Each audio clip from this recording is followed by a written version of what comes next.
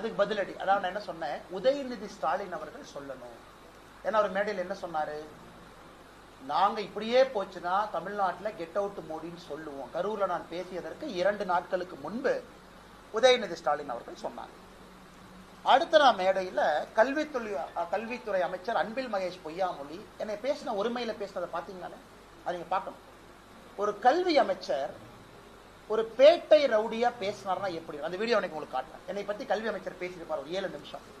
அன்பில் மகேஷ் பொய்யாமொழி பேட்டை rowdy அந்த மாதிரி பேசினாங்க. பேட்டை ரவுடி அன்பில் மகேஷ் பொய்யாமொழி ஒரு கல்வி அமைச்சர் ஒருத்தரை பத்தி எப்படி பேசலாம், தமிழ்நாட்டில் கூடிய குடிமகன், அதெல்லாம் நீங்க பார்க்கணும், ரொம்ப முக்கியம். அதனாலதான் தெளிவா கரூர் மேடையில சொன்னேன், முதல் 50% அண்ணாமலையா பேசுறேன், அடுத்த 50% திராவிட கட்சிகள் பாணியில அவங்களுக்கு பதில் சொல்ல போறேன். அதனால தாய்மார்கள் யார் என்னை தப்பா நினைச்ச கூடாது பேச்சுல சொல்லிட்டு ஆரம்பிச்சேன். உதயநிதி ஸ்டாலினுக்கு என்ன சொன்னோம், நீங்க சொன்னீங்கல்ல சொல்லி பாருங்க.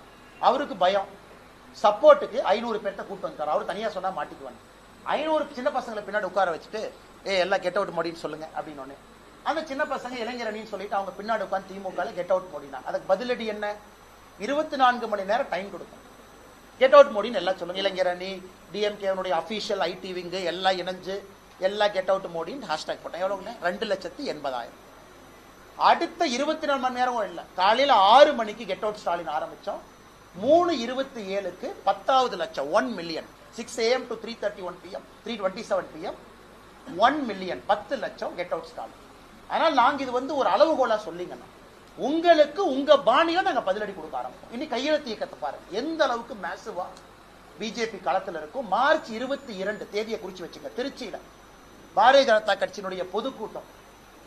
தமிழகத்துல குறிப்பாக தமிழை வளர்க்கக்கூடிய மோடி அவர்களுக்கு நன்றி சொல்லி நடக்கக்கூடிய பொதுக்கூட்டத்தை பாரதிய ஜனதா கட்சி 22ஆம் தேதி திருச்சியில் நடக்க இருக்கிறோம். அந்த கூட்டத்தை பாருங்க, கிரவுண்ட்லயும் பாருங்க, சமூக வலைதளத்துல பாருங்க. திராவிட முன்னேற்ற கழகத்துக்கு ஈக்குவல்னு சொல்ல மாட்டோம், அவர்களை விட ஒரு படி மேல போய் நாங்க பதிலடி கொடுக்க ஆரம்பிச்சோம். இல்லாட்டி அவங்க திருந்த மாட்டாங்க, இப்படியே பேசுவாங்க, 29 பைசா மோடிப்பாங்க. அவர்களுக்கு அவங்க பாணியில பேசினா மட்டும்தான் அவர்களுக்கு புரியும். அதே மருந்து அடுத்து அவங்களுக்கு கொடுக்குறோம்.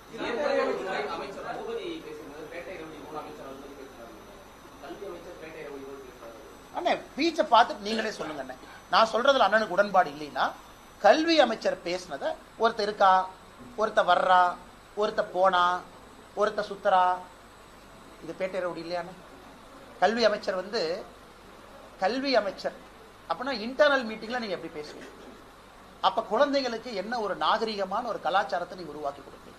கல்வி அமைச்சர் அவங்களுடைய மொழி, அவங்களுடைய பாஷை, அவங்க பேசுற விதம் எல்லாம் தொடர்ந்து ஒரு அமைச்சர் ரகுபதி அவங்க என்ன சொல்றாங்க, 2024 அவங்க ஆட்சிக்கு வருவாங்களாமா. 2024 டெல்லியில ஃபர்ஸ்ட் தீகார் சிறைக்கு போறது நானாமா. வெக்கமா இல்லையா? இது யார் சொல்றாங்க? லஞ்ச ஒழிப்புத்துறை சிறைத்துறையினுடைய அமைச்சர் ஃபர்ஸ்ட் நான் தீகார் சிறைக்கு போவேனாமா. இதெல்லாம் பேசினா பேட்டை ரவுடி இல்லையாங்கண்ணா. அதனால நான் அவர்களுக்கு உங்ககிட்ட நீங்க அன்பானவர்கள், மரியாதையானவங்க, உங்களுக்கு நான் 5 மடங்கு மரியாதை கொடுக்குறேன். ஏன்னா அது கடமை. அந்த மாதிரி தப்பானவர்களுக்கு அவங்க பாஷையில் நான் பேசுறேன். எதுக்காக நான் அந்த அதிகாரத்தில் இருக்கணும், பொறுப்புல இருக்கணும்?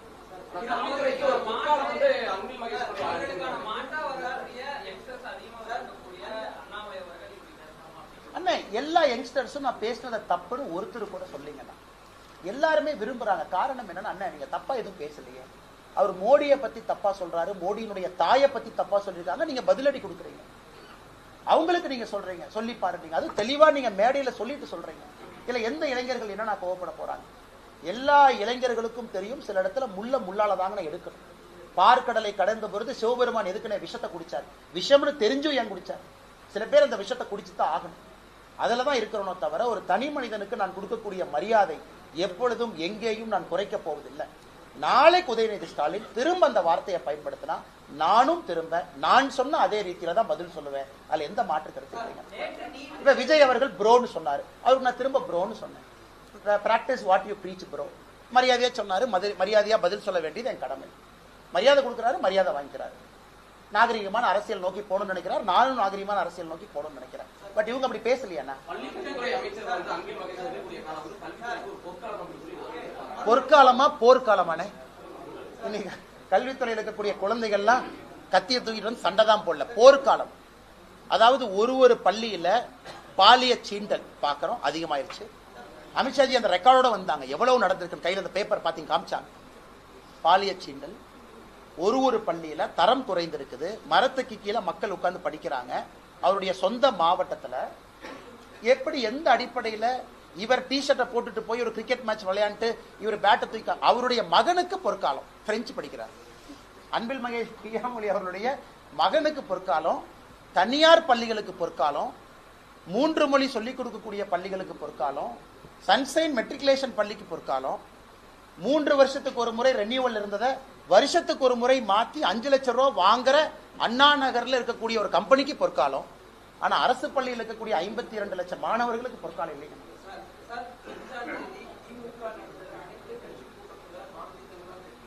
அண்ணன் கலந்து கொள்ளும் கடிதம் எனக்கு தான் அனுப்பிச்சிருக்காரு. அண்ணாமலைன்னு போட்டு எனக்கு அனுப்பிச்சிருக்காரு. நீங்க வாங்கன்னு கூப்பிட்டுருக்காரு.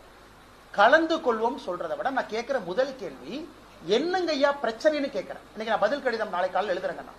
ஐயா கடிதம் போட்டீங்க, இதெல்லாம் கருத்து சொன்னீங்க, பதில் பாருங்க ஐயா. கடிதத்திலே உங்களுக்கு தெளிவுபடுத்திடணுமே, எதுக்கு 45 கட்சிக்காரங்களை கூப்பிட்டு நீங்க உங்க நேரத்தை வேஸ்ட் பண்ணி 45 கட்சி நேரத்தை வேஸ்ட் பண்ணி வடை பஜ்ஜி டீ போண்டாலாம் உங்களை போன்று என்னை போன்று வரி கட்டுறவங்க தலையில சுமத்தி அந்த டீ பஜ்ஜி போண்டாலாம் நீங்கள் நானும் வரி தானே கட்டுறோம், கிளாரிஃபை பண்ணிட்டோம், புரோரேட்டான்னு சொல்லிட்டோம், விகிதாச்சாரம்னு சொல்லிட்டோம். அதை தாண்டி இல்லப்பா சும்மா வாங்க அந்த கிரிக்கெட் மேட்ச் விராட் கோலி பத்தி பேசணும்னா சும்மா போயிட்டு வரேன். விராட் கோலி இந்தியா பாகிஸ்தான் மேட்ச் நல்லா ஆடினாருன்னு முதலமைச்சர் சொன்னாலும் கேட்க போறேன். ஆனா டீலிமிட்டேஷன் பத்தி பேசுறதுக்கு என்னென்ன மேட்டர் இருக்கு?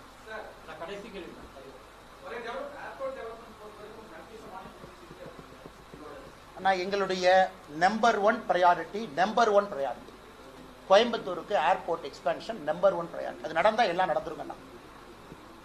அதற்கான வேலைகள் மிக வேகமாக ஆரம்பித்திருக்கின்றார்கள். கண்டினியூஸ் ஃபாலோஅப்ல இருக்கும்.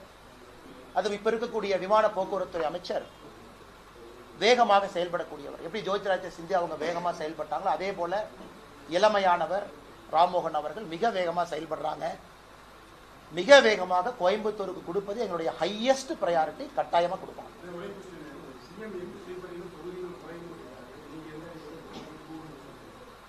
அண்ணா இல்ல மறுபடியும் எக்ஸ்பிளைன் பண்றேன். நல்லா கேட்டு எக்ஸ்பிளைன் பண்றேன். அண்ணா எனக்கு இந்தியாவுக்கு 543 சரி 540 விட்டுலாண்ணே. இன்னைக்கு 200 தொகுதின்னு வச்சுக்கலாம். 200 எம்பி இன்னைக்கு இந்தியாவில் இருக்கான்னு வச்சுக்கலாம். அது 20% இன்க்ரீஸ் ஆச்சுன்னா 240 எம்பி வருவாங்களாண்ணே. அமித்ஷாஜி என்ன சொல்றாரு, ஒரு மாநிலத்தில் 20% அதிகமா. புரோரேட்டா எல்லா மாநிலமும் விகிதாச்சார அடிப்படையில் இட் வில் இன்க்ரீஸ். எங்கேயும் யாருக்கும் தமிழ்நாடு 33% உயர்ந்துச்சு, ஆனா பீகார் 67% உயர்ந்துச்சு. அது நடக்காது. புரோரேட்டா எல்லாம் அப்படி இருக்கும் பொழுது இன்னும் பிரச்சனை இருக்கும். ஏன்னா இன்னைக்கு மேல என்ன கேட்கிறாங்க, 1 லட்சம் மக்கள் தொகைக்கு ஒரு எம்பி, 22 லட்சம் மக்கள் தொகைக்கு ஒரு எம்பி, 45 லட்சம் மக்கள் தொகைக்கு ஒரு எம்பியா? மறுபடியும் அது continue ஆகத்தானே.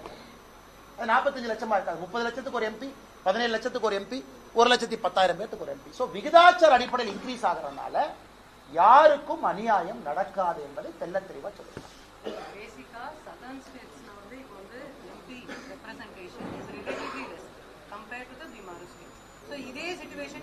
Madam, no. Now you are making a new argument. Madam's argument is, we are only saying the current 543 is fixed on 1971 census, madam. So now new census conduct பண்ணதுக்கு அப்புறம் நாம இந்த புதிய ஒரு எண்ணிக்கையை ஃபிக்ஸ் பண்ண போறோம். அப்ப இருப்பது எல்லாம் ப்ரொபோர்ஷனேட்டா தான் உயரும். 543 might become 800, 850, 900. அந்த இன்க்ரீஸ் தான் ஒரு மாநிலத்தோட இன்க்ரீஸ் அப்படின்னு சொல்லியிருக்கிறாங்க.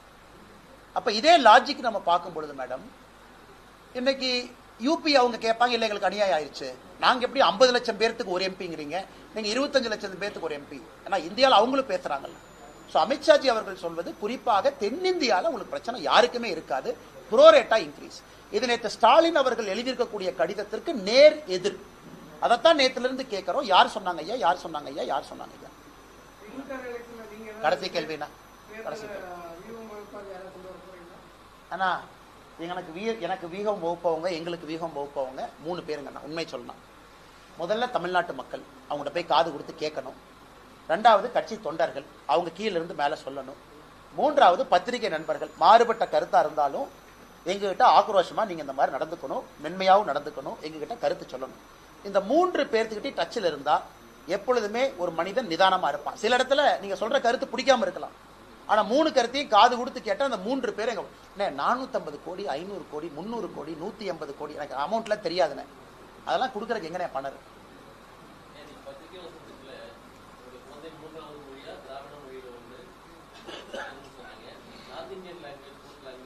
ஹிந்தி ஆர் சான்ஸ்கிரிட் படிக்கணும் இல்லைங்கண்ணா. இந்தியாவில் எல்லா நிலப்பரப்பில் இருந்தாலும் சமஸ்கிருத மொழி பேசுறவங்க கம்மியாக தான் இருக்கிறான். ஏன்னா இன்னைக்கு நான் தொடர்ந்து சொல்வது சமஸ்கிருதத்தை விட நம்முடைய தமிழ் மொழி தொன்மையும் பழமையும் ரொம்ப அதிகம். இதை யோகி ஆதித்யநாத் அவர்கள் காசி தமிழ் சங்கத்துல முதல் தமிழ் சங்கத்துல யோகிஜி சொன்னாங்க. சிவபெருமானுடைய வாயிலிருந்து 2 மொழிகள் வந்துச்சு, தமிழும் சமஸ்கிருதமும். அவர் சொன்னது மித்தாலஜி அடிப்படையில். ஒரு தொன்மையான மொழி, என்னுடைய தொன்மையான மொழி, முதல் தொன்மையான மொழி தமிழ் நான் கத்துக்கிறேன். அதே நேரத்தில் இன்னொரு தொன்மையான மொழியும் என்னுடைய ஊரில் இருக்கும் பொழுது அதை பத்தியும் தெரிஞ்சுக்கிறங்கிறது தப்பு இல்லையா? அதே போல ஹிந்தி, நார்த் இந்தியாவுக்கு போறீங்க, டெல்லி போறீங்க, பேசுறதுக்கு தெரிஞ்சுக்கணும். பக்கத்து மாநிலத்துக்கு கண்டிப்பா போகத்தான் போறீங்க. உறவினர்கள், நண்பர்கள், ஃப்ரெண்ட்ஸ், ரிலேட்டிவ்ஸ் எல்லாம் இருக்கிறாங்க. பெங்களூர்ல அவ்வளவு பேர், திருவனந்தபுரத்து, கொச்சின்ல இருக்காங்க, பாலக்காட்டுல அவ்வளவு தமிழர்கள் இருக்கிறாங்க. நம்மகிட்ட வந்து ஓட்டு போட்டுட்டு போறாங்க. அதனால ஒரு மலையாளம் கற்றுக்கொள்வது தப்பு இல்லையா? நான் என்னுடைய சிந்தனையை பொறுத்தவரை நான் இன்னைக்கு 4 மொழி பேசுறேன், 5வது மொழியை பேச கத்துக்கிறேன். படிப்படியா 26 வயசு வரைக்கும் 2 மொழி தான் தெரியும். கத்துக்க முயற்சி பண்ணும் பொழுது மொழி கற்றுக்கிறது அப்படிங்கிறது சாகர வரைக்கும் செய்யலான்னு தான் நான் சொல்றேன். ஏன் பள்ளியோட நிறுத்துறீங்க? என் குழந்தைகள் 3, 4 வளர்ந்துகிட்டே இருக்கு. நன்றிங்கண்ணா. Thank you for your time.